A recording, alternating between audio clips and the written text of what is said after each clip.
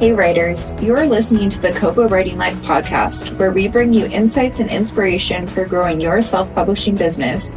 We're your hosts. I'm Laura, Kobo Writing Life's author engagement manager. And I'm Rachel, Kobo Writing Life's other author engagement manager. On today's episode, we chatted with Jessie Kwak, an author and business book ghostwriter who lives in Portland, Oregon. When Jessie is not writing, she can be found sewing, mountain biking, or out exploring new worlds both at home and abroad. She is the author of a supernatural thriller, 2 series of space scoundrel sci-fi crime novels, and a handful of productivity books, including From Chaos to Creativity and From Big Idea to Book. We talked to Jessie about her career as a ghostwriter, her work as a sci-fi fantasy author, as well as her experience running an author conference, the Author Alchemy Summit. This is a really great conversation, and we're excited for you to listen. We're here today with author and ghostwriter Jessie Kwak. Jessie, can you tell our listeners a bit about yourself? Hey, yeah, I'm Jessie. I am a sci-fi fiction writer, and then I also ghostwrite business books for kind of thought leadership type clients. And I've been a freelance writer and copywriter for the past 10 years. So as you just mentioned, you are a multi-hyphenate in the publishing book world. How did you get started in this business? Let's see, I guess I've been writing since I was a kid. So I've always written fiction and went and got an English degree for college. And so I've always enjoyed writing. But it wasn't until a few years after I graduated that I finally started actually working as a writer. I waited tables for a while, and I really wanted a job where I could spend my time writing fiction and, but still earn some money. But eventually I was like, I guess I should be paying off this English degree, maybe using the work that I actually got a degree in. So I got a job as a catalog copywriter for a children's company. And I found that I really, really loved the work. I loved it was all sparkly little dresses and dinosaur shoes and all sorts of really fun stuff. And I was like, man, copywriting is really fun, but I do not enjoy spending all my time on somebody else's desk, especially the most creative hours of my day. I was not writing fiction anymore, like I had been when I was just waiting tables. So I eventually started freelancing so that I could have a little bit more flexibility over my schedule. And about 10 years ago, I went full-time as a freelancer and have not looked back since. So I started indie publishing my books, my novels, I guess in 2016. So after I'd been freelancing for a few years, and I finally kind of figured out that the amount of time I needed to allot to client work, the amount of time that I could scrape out for my fiction. And that's been my journey. Now, I'm definitely going to circle back to the time management piece because you seem very busy. But before we do that, you said that you always wrote stories and you ended up going into English literature and then waited tables as somebody who had a very similar path of saying I was a server because I had a degree in English. I'm curious kind of what career trajectory you were looking towards when you went to school for literature. Was it to be an author? Was it to be a teacher, which is what so many people assume you do with a degree in English? Yeah, I always wanted to be an author. And when I got my degree, I mostly was just kind of looking for a liberal arts education. I got a minor in theater. Neither of those are terribly useful skills. But when I started my degree, I was actually aiming more towards theater, and I wanted to be a technical director. That ended up just being not quite the path that I wanted to go on, which is why I switched eventually to the English major. But I guess, yeah, I didn't ever want to be a teacher. That was the one thing that people kept saying, all right, well, now that you've got your degree in English, now the next step is you get your MFA, and that's how you earn a living as a writer. And I'm like, wait, what do you mean? And they're like, you get your MFA and then you teach in MFA programs, and that's how you earn a living. I was like, that's not what I want to do. That's not earning a living as a writer. And, things like copywriting and all of these quite lucrative jobs that I found writing, they weren't taught in the English program. They were taught in communications. And of course, us English majors look down on the communications majors. It's oh, you're just writing blog posts and stuff. And I'm like, you know what? Writing blog posts is very fun and creative and lucrative. So I wish somebody had told me that was a career path when I had gotten my degree initially. As Rachel and I can both attest, it's quite a journey getting an English degree and finding out where your path takes you. So I'm always interested to hear about people's stories.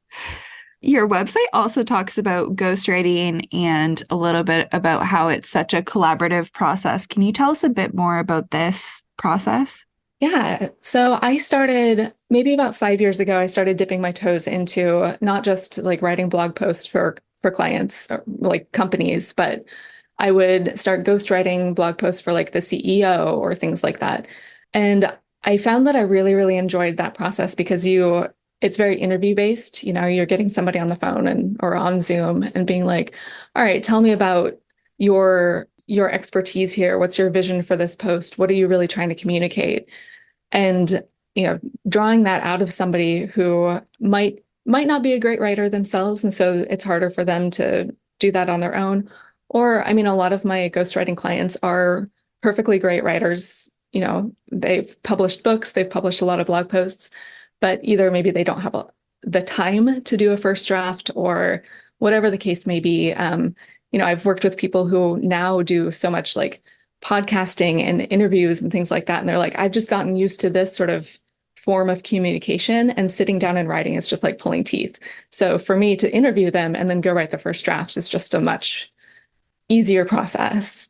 Or I guess I wouldn't say easier, because that is one thing that I always have to tell clients is like, you're going to put a lot more work into this than you think you would, but hopefully it will be a process that works better for them in terms of their own creativity and productivity. And as a ghostwriter, when you're working with somebody who has their own unique voice, how do you capture that in your writing? And then kind of off of that, do you then bring the knowledge that you've learned from, or like how to capture somebody's voice into your fiction when you're writing characters? Yeah, I think actually my years of writing fiction before this have really helped me with the ghostwriting, because I'm so used to, I mean, I write books with like 5 or 6 point of view characters sometimes, and I love getting into different people's heads. And so for me, when I first started ghostwriting, it was like second nature just to be like, all right, this is how you talk, this is how you write. I would kind of read some samples of people's writing and just get an idea. But yeah, it has not been hard for me to get into people's writing voices. And I think that comes from the fiction background. And just going to ask you for some free advice right now. You talk about how like ghostwriting can help, like the collaborative process can help get past that dreaded first page. But do you have any advice for authors who find themselves looking at that blank Word document and are unsure where to start? Yes, absolutely. Talking it out, whether it's with yourself or with somebody else, I think can be a really great way to get past that first page. Because I mean, I know some people really enjoy the first draft. I hate it. And so for me, dictation has been a great way of at least starting to get the words on the page that I can work with. Dictation, or like I said, kind of if you're more of I enjoy talking to other people person, like recording yourself. There's a great app called otter.ai that will transcribe like back and forth interviews, and it'll, say speaker 1, speaker 2, and you can have it recognize your voice. And just recording yourself in conversation with a friend, telling them about your story can be really helpful. Or just kind of brainstorming, if you're more of a writer person instead of a speaker person, just kind of writing that like really, really messy, not even a first draft. I will just write I think of it as getting your ingredients onto the counter. Like, if you're cooking and you chop up everything first and have it ready to go, I will just gather, okay, here's a description of the venue that they're at. Here is a really rough idea of what the character might be thinking. Here's some quick lines of dialogue, just like dumping all that out into a document and then using that as my okay, this is my paint palette that I can start actually making the scene with. And so once I started thinking about that as like a zero draft, like it's not even the first draft, it made it so much easier to start just okay, dump this here and then write the first draft. I love that analogy. It makes total sense. It's kind of like you're throwing everything all over the place, messing up your kitchen, but eventually you're going to clean it up and make it look nice. So yeah, I think that totally works. Does your writing approach differ between working as a book coach, a ghostwriter, and writing your own novels? or does it change depending on genre, or is it kind of the same throughout? I would say it's pretty consistent. I've landed on something that works pretty well for me. So gathering the raw ingredients, whatever it is, whether that's an interview with a client or whether that's my dictated notes, I will either like dictate on walks or there's like, those diamond dots, like fill in you can get them at craft stores. They're like these little plastic dots that you like put on a sticky backed paper and it's just really meditative. And so I'll just do that and that kind of shuts up the like part of my brain that needs to be doing something and I will just talk through a story. But yeah, so just gathering that seed material and then doing the first draft based off that. It's whatever that material is and whatever the genre is, it's basically the same process for me. I find it so interesting that you do a task to turn off part of your brain to then access the creative juices, because you're not the first author that I've spoken to who does this. And I find it so interesting as somebody who also will like try to find what I call a purposeful distraction when doing work, just to like quiet part of your brain. I don't know. I just find it fascinating. Brains are so cool. Yeah. But one thing I am really interested in is because you kind of cover several genres within your work. Like a lot of your freelancing and ghostwriting and copywriting has been more in the business, tech, education, marketing, nonfiction world. And then you work a lot personally in sci-fi, which is one of my favorite genres.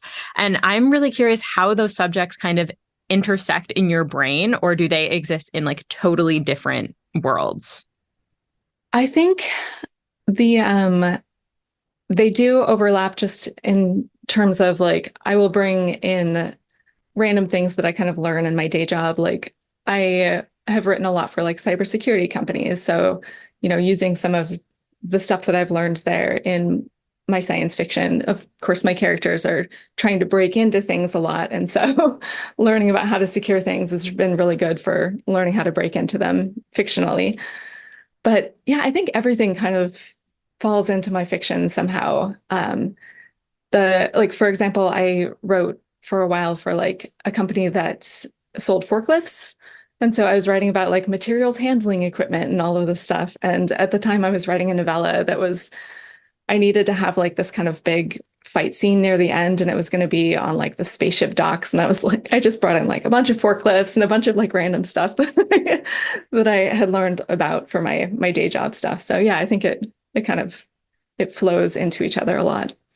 Does it ever go the other way where you like learn something for your sci-fi books and then you're like, oh, I wonder if I can find like freelance work writing about, I don't know, like interstellar, interplanetary travel or something? I haven't specifically sought out freelance stuff that's more sci-fi based. Like I know that, there are some companies that will hire writers to write like basically a short story about the future as it might be with that company. Those sorts of jobs sound really, really cool, but I haven't actually sought that out. But I have brought in like elements of fiction into projects that I've done, and tried to make things more story based and, start with a little cliffhanger like hook and then get into the meat of this, white paper for Microsoft or whatever, and then lead people along with the story. And sometimes that's well received. And sometimes, depending on the client, they're just like, no, we just need the facts. I'm like, all right. One thing, like I said, like I'm a huge sci-fi fan. And one thing that I really love about science fiction, especially, is that it needs to be, not needs to be, but a lot of science fiction is grounded in truth and in fact and things that could be scientifically possible, if not now, then kind of in the future. And I'm really curious, do you ever find yourself researching a lot of real life science for that, kind of along like the same lines of what we were just talking about? But do you ever find yourself spiraling into weird sciencey rabbit holes when writing your fiction? Not quite as often, I think. And maybe it's because I have to do so much research for day job stuff. Like the sci-fi tends to be more kind of action adventure-y. Like, my husband's really into space and, actual space science. And so every once in a while, he's always my first reader. And every once in a while, he'll be like, that wouldn't actually work. You should do it this way, write this whole scene about how like, they're using the thrusters this way. And I'm like, my readers are not the ones who are here for the whole scene about like how the thrusters work. So what I'll do is actually start the scene when the spaceship is already docked. How's that? Sometimes omitting the science is what makes it work. And just continuing on this topic, sorry, Laura, just taking over talking about sci-fi because I love it. When it comes to like you said, you put a lot of your raw ingredients on the page, but when it comes to conceptualizing a sci-fi novel, do you start with plot first, with characters, or like an idea of what the universe you're going to set your book in exists? Pretend that sentence was in the correct order. I almost always start with character, and I just kind of I have a sense of the person whose story I'm trying to tell, and I kind of build the world around them in a way. And that's one of the things that I really love about sci-fi and fantasy, that this kind of when you're making up your own worlds, you get to choose the elements that like really draw out the core conflicts of the characters and can really like influence your themes. Like a lot of my stories are about freedom and what does it mean to like have personal freedom versus like, your obligations to society, and kind of testing some of those themes. I have two sci-fi series right now, and they're both set in the same universe. So that said, now that that world has developed, there's a lot more like, okay, well, all right, if I'm going to set another story in this world, I can't just like pick and choose elements, but I can be like, oh, we'll go to this planet where we'll be able to kind of explore this idea. But it still kind of really starts with what are the characters? What am I trying to explore in the characters? Like, for example, my second sci-fi series, the Nanshe Chronicles, each book, it's about like a, Firefly-esque tight-knit crew that is off doing crime for good. And so each episode or book, I kind of based off like a TV episode that would be serialized around a crew. And so, oftentimes you'll have that episode that really focuses in on one character. So the first book is like the crew getting together, and each additional book is kind of more focused in on one of the main characters. And so it's like, okay, in Alex's book, where can they go that will really, force his character to have his development, that sort of thing. And you mentioned Firefly, which is a personal favorite to the point where I have a Firefly tattoo. But do you have, I have I aim to misbehave tattooed on my foot as a very cool person. But do you have any other science fiction or fantasy inspiration? Like what drew you to that genre? I think I read a lot of like fantasy and sci-fi growing up, but the first one that I think I read that was just like, I love this, I need so much more of this, was Dune, which I read in, I think, my freshman year of high school. And so Dune has been a huge influence. I love like the twisty politics and the like interpersonal conflicts and the way that, everything is just kind of complicated and just deliciously full of like juicy plot ideas. So that has been a huge influence on me. Cowboy Bebop, which I watched in college, that's another one that I'm just like, I love this like kind of underworld gangstery vibe, but just quirky characters and full of adventure. What else? Those are the two that pop to the top of my head. But The Expanse, oh my gosh, yeah, the Expanse has been, I think, the most recent thing that I've just haven't been able to get enough of. Again, I think it's the twisty politics, but the like deep interpersonal connections and like huge focus on characters and watching them develop, as these world events are swirling around them. I think stories like that feel very big, but they're really about like a person or a small community or, a small crew, that sort of thing. Like I feel like so much of sci-fi is character based, and I think the fact that a lot of it takes place in outer space and like with weapons that go pew pew pew really turn people away from it, when really it's just like such a great opportunity to investigate the like human condition. I'm such a huge fan of the genre. Do you have any advice? You talked a little bit about kind of exploring your sci-fi universes in one series. Do you have any advice for maybe someone who's writing sci-fi for the first time and is wondering how to keep readers immersed in your worlds? I think creating a world that seems bigger than what's on the page is so key, because readers are constantly like, wait, what's that over there? Is she going to explain that later? Maybe she'll explain it later. And so there, all these little mysteries of just people feeling like they're walking through a world where they want to look through all the doors around them, and you're like giving them glimpses through this door and that door and the other door, but you're keeping them within the confines of the story.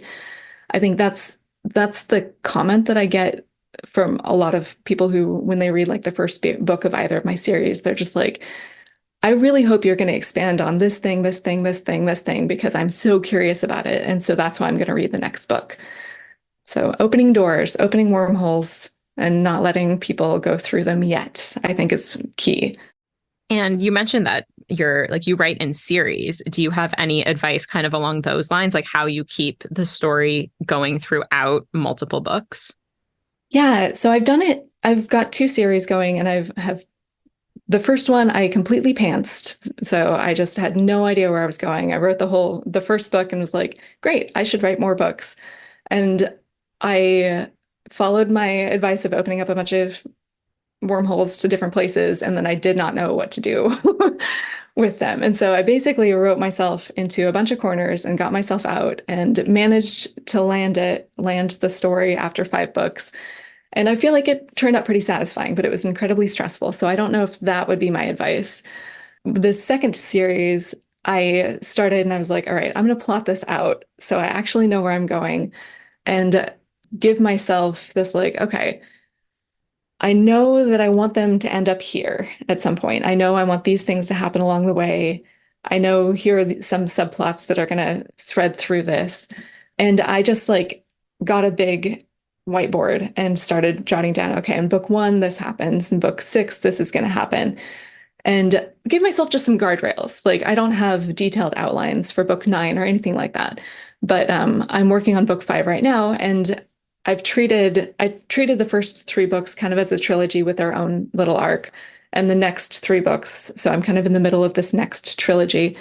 And that kind of helps me break down this like larger, okay, I want to write an ongoing series, but I want to keep each book contained in each book where you could pick one up and be like, oh, this is a great story. Oh, there's earlier ones. I should start reading the earlier ones too without feeling like you're totally lost. Whereas like my first series, if you pick up book 4, like that's a bad place to start. And with this outline, do you now know exactly how many books are going to be in the series, or have you allotted for a little wiggle room should the characters take things off the rails? I've definitely allotted for wiggle room. I started out with the idea of 9, just kind of with the 3 trilogy thing. But yeah, it could go longer. It could, maybe I get to the end of 6 and I'm like, okay, that seems like a good place to wrap it up for a minute and like go work on something else for a while. But yeah, 9 was kind of the original idea. And you said you like pantsed your first series, but you also write supernatural thrillers. And I'm wondering if thrillers give any room for pantsing, or is that something you like need to plot to make sure the twists and turns fall as they need to? I pantsed that first thriller too. I think you definitely need some level of plotting with thrillers. But I also think I read a lot of thrillers, and so if you like are so immersed in a genre, I think your subconscious will plant things in the books as well. And so I got to the end of that supernatural thriller and I was just like, oh my gosh, I can't believe I set that thing up. I didn't even think I was going to, or oh wow, I forgot that I even said that in like an earlier chapter. So if you're going to pants something like a thriller, I highly recommend like absorbing the genre to a point where it's just going to come out as a thriller anyways, which I guess most of my books do, even my sci-fi books, because I do really love the thriller form. I wanted to talk about the conference you created for a little bit. So it's called the Author Alchemy Summit. Where did the idea for the conference come from, and what can any potential attendees expect? Yeah, so I love networking and I love going to different writing conferences. And I had been to my whole life. I mean, not my whole life, but like since college, I'd been going to like AWP and all these literary conferences. And I never really quite felt comfortable as a genre writer. And then eventually, as I got into writing indie or publishing indie stuff, it was like, I'm not really the target market for you trying to teach me how to pitch to an agent. And then I guess probably 2016 or 2017, maybe, I went to the Smarter Artist Summit in Austin and was like, okay, these are my people. This is like what I'm the community that I'm wanting to connect with. And one of the things that I really loved about that conference was it seemed like at more literary conferences, people, when you'd meet another writer, and they're always kind of looking over your shoulder, waiting for like the agent or the editor to walk into the room so they can go talk to them instead, which is fair. Like, that's who you're needing to meet to like get those stepping stones, right? But then I went to Smarter Artist Summit and it was like, oh, we're all just here to meet each other because this is the network that matters in the indie community. It's not, can I meet this higher up person? It's like, what are the connections can I make with people who are with other writers? So there's just not anything really like that in Portland, Oregon, which is where I'm based. So I thought, why not be crazy and try to run a conference? So essentially, it's a 2-day event, 2 full days of programming with some kind of like social events around. And the idea is like facilitating these connections, kind of making community, but also the programming is all based around the question of how can we connect directly with readers? Because I feel like that is such a burning question in the indie publishing community right now of like, all right, how do we get our own data? How do we build these relationships that don't just disappear if our Amazon account gets shut down or whatever it might be, And so I think that's something that I'm hearing a lot and excited to explore. So how did the process go from, maybe I should have a conference of my own to actually launching this? Like, what was that process like? I think I had like one too many conversation with my husband where I was just like, this could be fun. And he was like, why don't you just do it? But so essentially I just started looking at like, okay, who do I know? Who would say yes if I invited them to speak? Who do I know locally who would come? Who do I know non-locally who I know I could probably talk into coming to Portland? And I was like, all right, this is a kernel of this isn't crazy. This could be actually doable.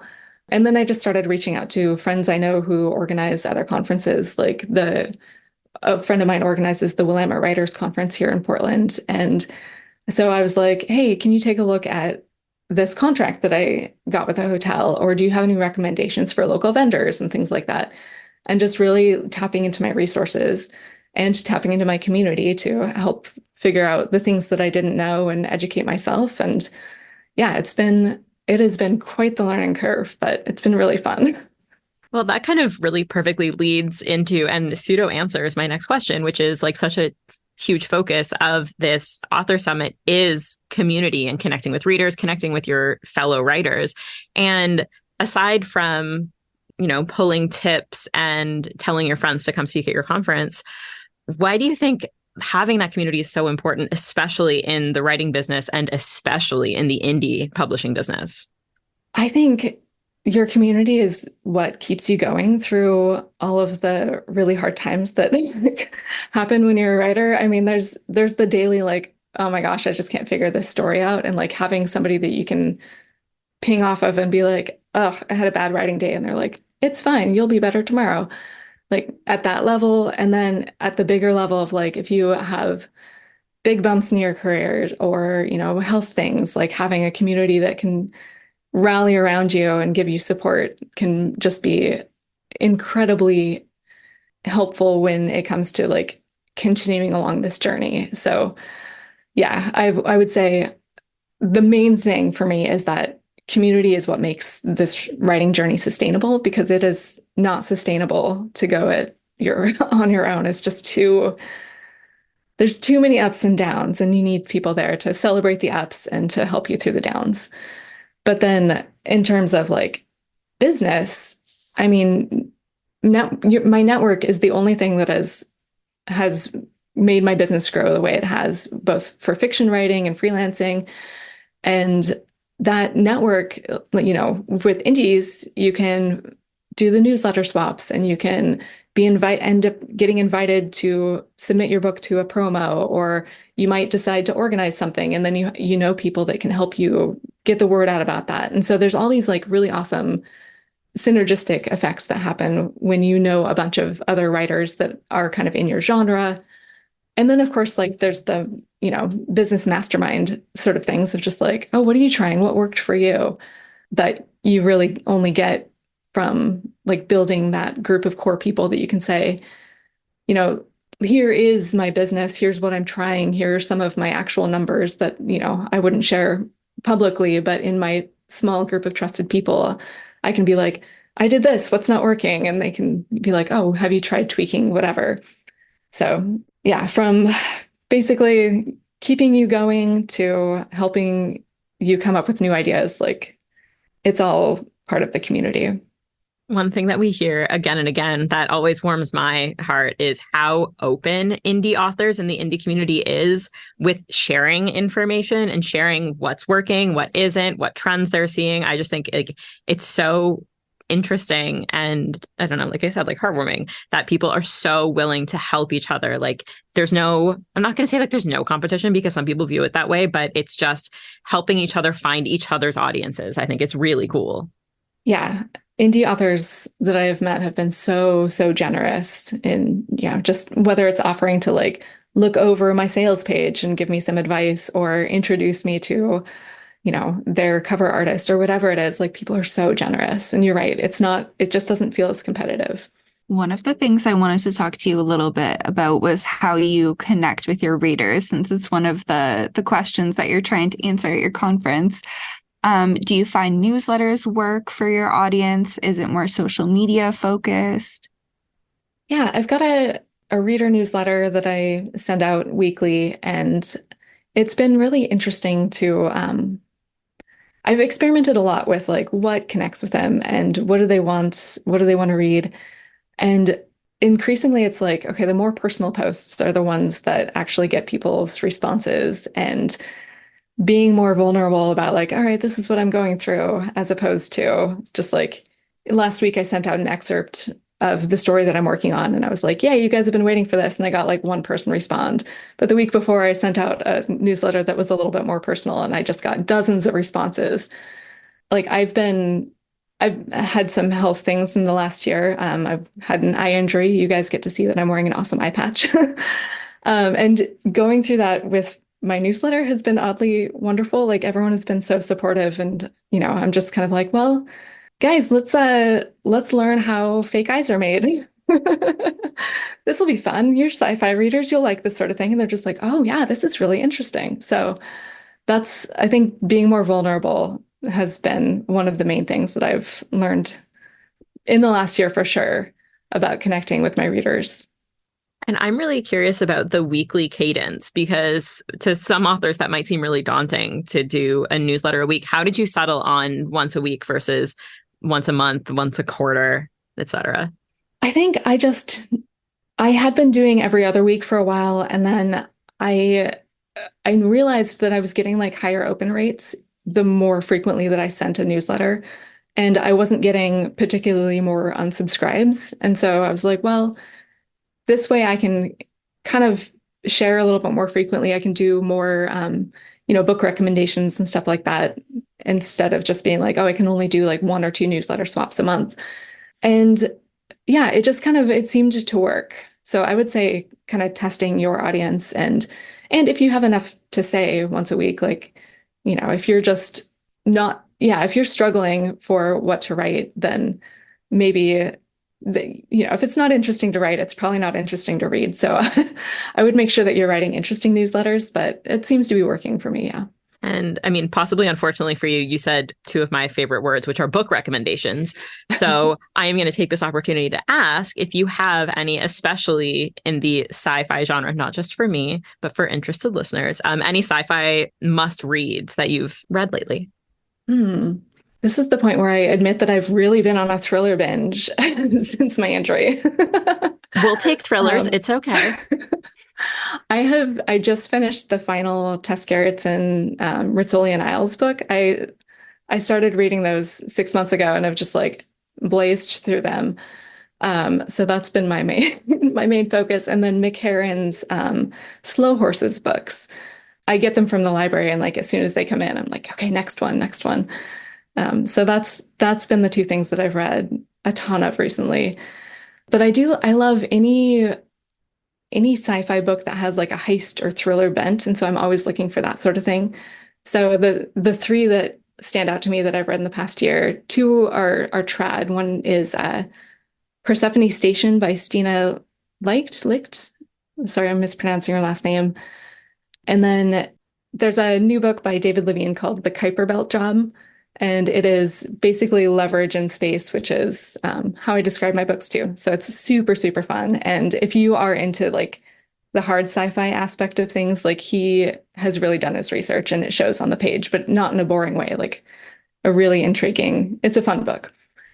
And then I also recently read Heather Texel's On Impulse, and she's a newer indie writer, and I loved it. It was so much fun. It's just kind of a police procedural-ish, but like, a cop in space guy having to chase down like the mystery, like is the department in on it? And so, she's having to stay away from the law.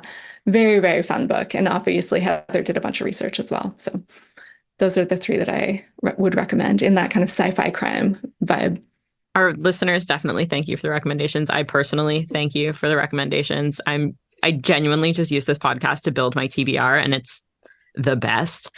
One thing I want to mention before we slowly start to wrap up is something I said we'd touch on earlier, which is how do you balance your schedule? You are running a conference, you freelance, you ghostwrite, you have your own books. How?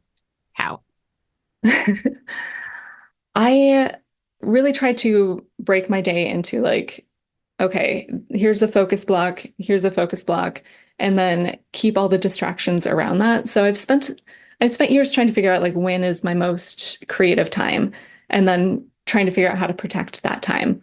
So for me, like I write best first thing in the morning, and so I never do any calls or any interviews or anything like that before 11 a.m. my time. And that's taken a long time for me to like be more clear about that with clients and be like, oh no, they said they wanted to meet at 9, so I should just say yes. And I'm finally to a point where I'm like, no, you have to protect that time. So I just don't take calls before 11 anymore. And that's my fiction writing time. And then the afternoon, I always try to have like a block of time that's focused on whether it's a client project or, a personal project like the conference or something that's a little bit more administrative or marketing, but still needs focus. I can do that better in the afternoon, but the fiction I really need to write first thing. I love the idea of protecting your time. And I'm curious if balancing writing fiction with being a server kind of established that morning writing time, because in my experience working in a restaurant, you tend to be working a lot of nights. I'm just guessing, but did it take a lot of trial and error to find what time worked best for you? Or has it always been wake up in the morning, creative juices are flowing?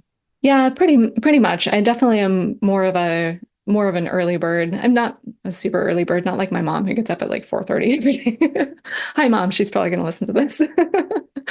But I definitely like people who write at night. My brain's dead. I can't do it. So and it did work out well with the waiting table schedule because you're right. There was a lot of evenings. And I think that's why I struggled so much when I had like an actual day job. And then when I started freelancing full time, and I needed so much time for client work in the early days because I wasn't getting a great hourly rate because I was just starting out. And like it took me several years of like asking for better rates and getting, more efficient so that my hourly rate went up until I could be like, all right, I don't have to work weekends anymore. I don't have to work mornings anymore. I can really start to focus my time. I wanted to get back to your writing business a little bit. What do you think the best thing you've done for your author business overall is? Sorry, that's a bit of a hard one. Yeah, so many things. I think just commitment. I think it's really easy to be like, oh, this is just kind of a hobby or, hedging your bets with something else in case this doesn't pan out. Like I look at my early years freelancing, like after I quit my day job as a copywriter, I went back to waiting tables while I was building up my freelance clientele. And I would have probably kept waiting tables for years, except that we moved from Seattle to Portland, and all of a sudden I didn't have that job anymore. And so I had to focus entirely on my freelance. And if I hadn't done that, it would have taken me much longer to grow my clientele list to a point that I was self-sustaining. And I'm seeing that kind of right now with my fiction, where I've been hedging my bets a lot and taking on copywriting jobs and being like, that's fine. If I'm not selling if this series isn't selling well, that's fine. I'll just start working on something else and take another copywriting job. And, that will help me. But this year has been, this 2024 year, I'm like, this is my year of commitment where I'm like, okay, I have 15 books out. Like, I need to be actually figuring out how to market these and selling them and focusing on this and treating this as though it is my main thing, as opposed to a thing that my ghostwriting and copywriting business is paying for. And I have already seen like the shift in that. So I think commitment, just being like, all right, this deserves my time. This deserves my attention. This deserves my creative energy. And I'm going to give it to it. I love that. 2024 year of commitment. Yep. I dig it. I'm stealing that. I hope you don't mind. Oh, yeah, absolutely. Thank you so much. And I'm just curious, year of commitment, what can readers expect from you next? What are you working on? I'm currently working on book 5 of the Nanshe Chronicles, and I am having so much fun being back in this world and being back to writing, because it has been kind of a long year of not getting a lot of writing done. So I'm hoping to release that later this year and hopefully get book 6 written and released this year as well. And where can our listeners find you online? You can find me at jessiekwak.com. That's JESSIEKWAK. And that'll link you to everything else that we've talked about, my books and the Author Alchemy Summit and my ghostwriting. Everything is on that, linked out from that page somewhere. Amazing. We will include links to that, to your books, everything good in the show notes. And Jessie, thank you so much for taking the time to chat with us today. This has been so much fun. Yeah, thanks. This has been great. Thank you. This has been awesome. Thank you for listening to the Kobo Writing Life podcast. If you're interested in picking up Jessie's books, we will include links in our show notes. If you're enjoying this podcast, please be sure to rate, review, and subscribe. And if you're looking for more tips on growing your self-publishing business, you can find us at kobowritinglife.com. Be sure to follow us on social media. We are at Kobo Writing Life on Facebook and Twitter, and at kobo.writing.life on Instagram. This episode was hosted by Laura Granger and Rachel Wharton, with production by Terrence Abrahams. Editing is provided by Kelly Robotham. Our theme music is composed by Tearjerker, and huge thanks to Jessie for being a guest today. If you're ready to start your publishing journey, sign up today at kobo.com/writinglife. Until next time, happy writing.